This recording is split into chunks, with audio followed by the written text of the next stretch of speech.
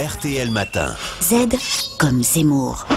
Ah, c'est un des sujets de la campagne électorale. Est-ce que les pays européens ne sont pas un peu trop obsédés par la réduction des déficits? 12 pays menés par l'Italien Mario Monti réclament qu'on ne se limite pas à l'austérité, mais qu'on en fasse plus pour la croissance. Bonjour Éric Zemmour. Bonjour. C'est exactement ce que disait François Hollande ici même hier matin sur RTL, non? Eh oui, les socialistes français jubilent, pavoisent. Il nous l'avait bien dit, Hollande, que ce pacte budgétaire devrait être renégocié. Oubliez les sarcasmes de Juppé, le mépris de Sarkozy. Il n'est plus seul. Il ne se retrouvera pas dans un bras de fer perdu d'avance face à Angela Merkel. 12 pays, et pas n'importe lesquels, l'Italie, la Pologne ou les Pays-Bas, des Européens convaincus et pas spécialement de gauche comme Mario Monti, qui alertent sur les dangers de l'austérité, les nécessités de la croissance. Comme François Hollande.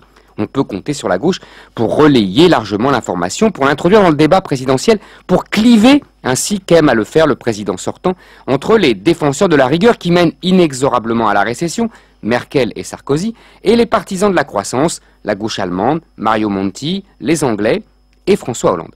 Ce sera en partie injuste, mais de bonne guerre.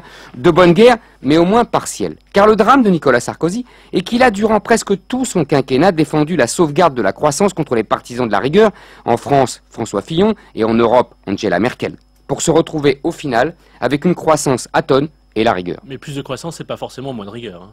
Ah, mais le plus cocasse est à venir. Quand on consulte la missive envoyée par Mario Monti à ses confrères européens, que lit-on? Réforme du marché du travail, plus grande flexibilité, libéralisation du marché, plus grande ouverture commerciale sur le reste du monde. On est loin, aux antipodes même, des mesures étatistes préconisées par la gauche française ou de la démondialisation chère à Arnaud Montebourg.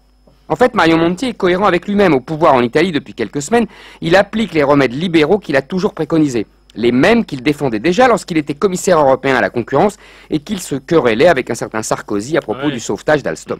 Les mêmes méthodes d'assouplissement du marché du travail, c'est-à-dire réduction des allocations et surtout de leur durée pour obliger les chômeurs à reprendre un travail, qui ont été mises en place par le socialiste allemand Schröder il y a 10 ans et que propose de faire passer par référendum Nicolas Sarkozy s'il est réélu.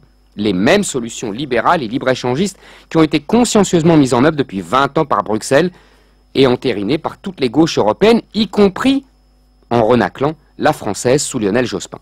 François Hollande s'en souvient certainement, il était alors premier secrétaire du Parti socialiste. C'est le sempiternel paradoxe de la gauche française depuis 20 ans.